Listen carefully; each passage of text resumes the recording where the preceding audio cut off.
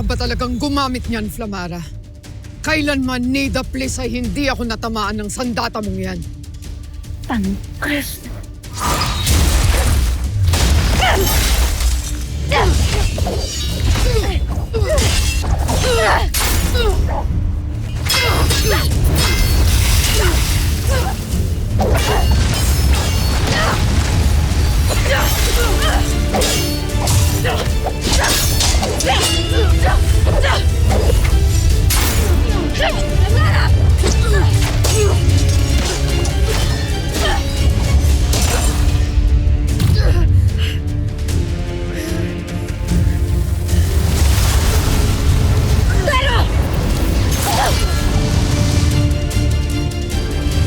Ano, Zaur?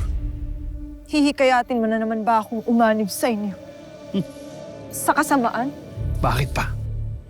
Ngayon wala akong nakikitang ni katiting na pagluluksa nung namatay si Olgana na yung Ada. At itong lalaki ang pinagpalit mo sa ating lahi! Hindi ko kailanman ipagpapalit ang ating lahi. Pinili ko lang umamig sa kabutihan, Zaur.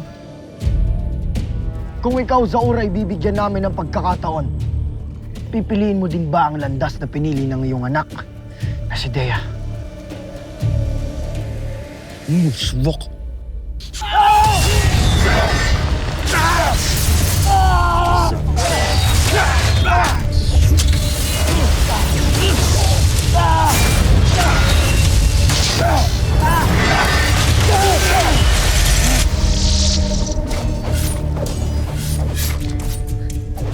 Dea, tila huli na nga tayo.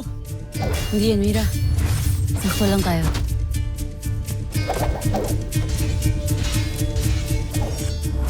Sino ngayon ang hindi marunong gumamit ng kanyang sandata?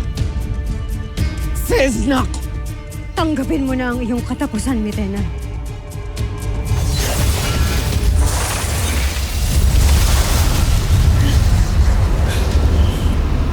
Dalawang brilyanteng itim ang hawak niya.